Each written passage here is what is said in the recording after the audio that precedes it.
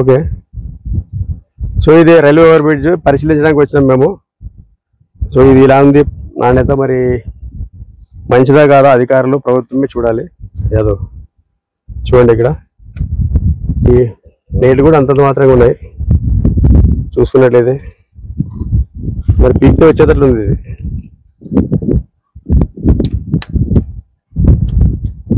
ఇది మన భవిష్యత్తు, ఆధునిక భవిష్యత్తు. మరి ఎమ్మెల్యే పార్థసారథి గారు దీనిపై ఏమంటారు మీరు? చూడండి పరిస్థితి, కొడితే మొత్తం పోతుంది. ఇక ఇది దుస్థితి మన ఆధునిక బ్రిడ్జ్. ఇది బైపాస్.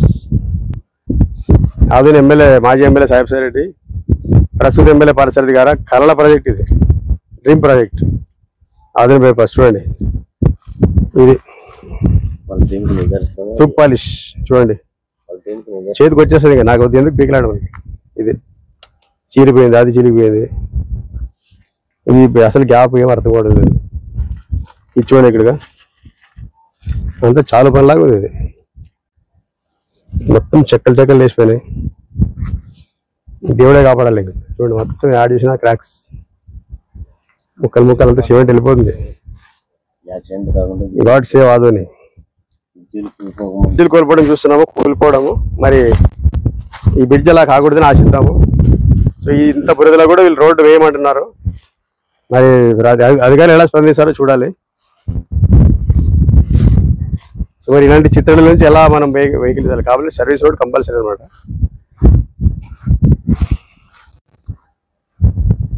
Okay, done.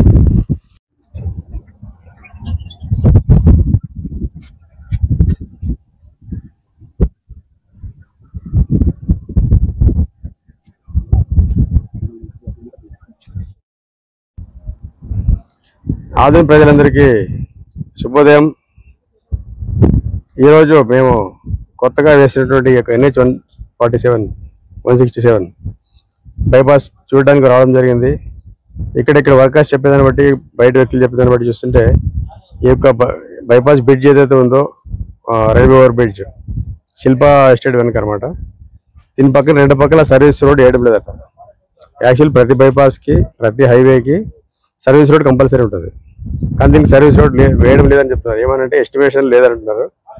మరి ఎస్టిమేషన్లో ఉండి వీళ్ళు ఎక్కడుతున్నారా, లేకుంటే ఎస్టిమేషన్ నిజంగా లేదా? ఉన్నతాధికారులు దీనిపై స్పందించి ఎస్టిమేట్లో ఉన్నట్లయితే మరి కాంట్రాక్టర్పై చర్య తీసుకోండి. ఎస్టిమేషన్ లేదు, కాంట్రాక్టర్లు అబద్ధం చెప్పడం లేదు అనుకుంటే ఎస్టిమేషన్లో చేర్పించి ఖచ్చితంగా, ఎందుకంటే ఏ గవర్నమెంట్ అయినా కూడా ఎస్టిమేషన్ లేకుండా పెట్టరు ఏదైనా. ఎందుకంటే మొత్తం మరొక 50 అడుగులు కూడా సేకరించినారు. మరి దీనికి ఎస్టిమేషన్ ఇంకా లేదనుకుంటే త్వరగా ఎస్టిమేషన్ వేసి ఈ సర్వీస్ రోడ్ వేయాలి. ఎందుకంటే అందరూ బ్రిడ్జ్ పై నుంచి పోరు, కింద కూడా కాలనీస్ ఏర్పడతాయి. ఆల్రెడీ చూసి ఒక 2 ఇళ్ళు కూడా కట్టినారు.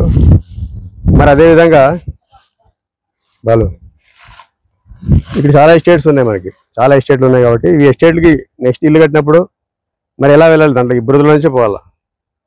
కాబట్టి ఖచ్చితంగా ఈ సర్వీస్ రోడ్ శిల్పా ఎస్టేట్ వెనుక ఉన్నటువంటి రైల్వే ఓవర్ బ్రిడ్జ్ పక్కన సర్వీస్ రోడ్లు ఖచ్చితంగా ఎస్టిమేట్ లేకుండా ఎస్టిమేట్ వేయించి రోడ్డు వేయాలని చెప్తున్నాము.